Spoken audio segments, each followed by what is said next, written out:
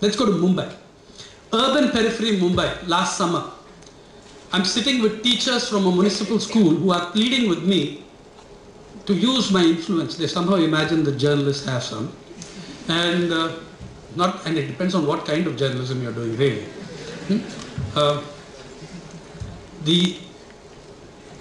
They said, sir, please insist, write to the government, tell the government that the midday meal should be double ration on Monday.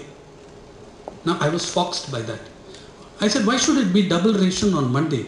They said, because the child has starved for 3 days at home. The last meal that child ate was Friday at noon. That's hunger, guys. That's hunger. They said, no teacher is willing to teach a class before 1 p.m. on Monday because we can't control the children. They're starving. Their bellies are burning. We can't control those children. So please, sir, see that the Monday midday meal is double ration to calm those tormented bellies. Then I go to Telangana. In the villages of Nalagonda, for the first time in my life, I'm approached by, there is a double jeopardy for me. Not only am I a journalist, assumed to have some influence, I'm also Telugu. So I'm approached by a delegation of mothers.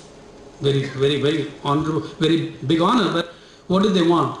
That time, you remember last year there was a heat wave in Andhra Pradesh and lots of people died. The government closed the schools several days early. They closed the school 10-15 days early all across the state because people were dying of the heat wave.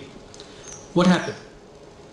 The mothers were begging that the schools be reopened and kept open through the summer because the only meal they were able to get that child was the midday meal in the school. I said, listen, the kids will die of heat stroke. They said the kids are dying slowly instead of dying fast.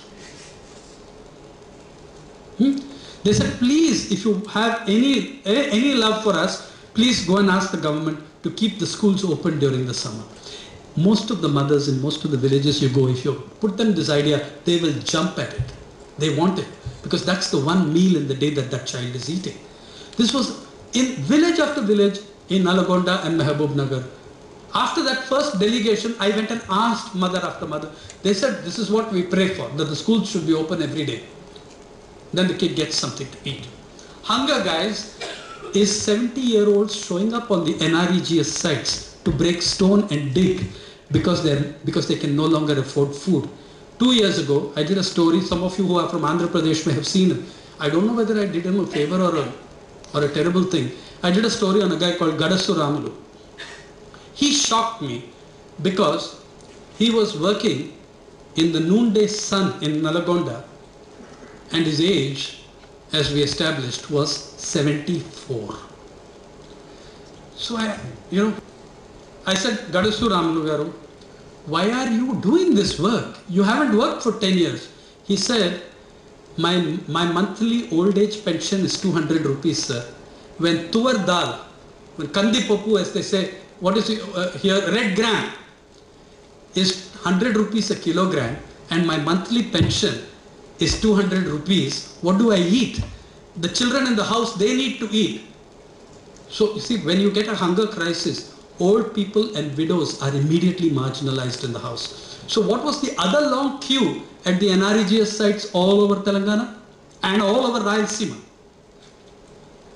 Elderly widows in their late 60s because their homes have stopped giving them food because they will only give food to those they consider the productive member who can go out and work. This is hunger. So there's a long line of widows standing there begging the officer at the NREGS site for work. The thing is, guys, are we human?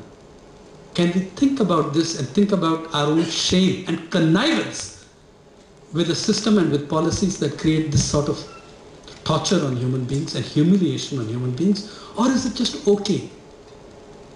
I don't think it's okay. I do not think it's okay.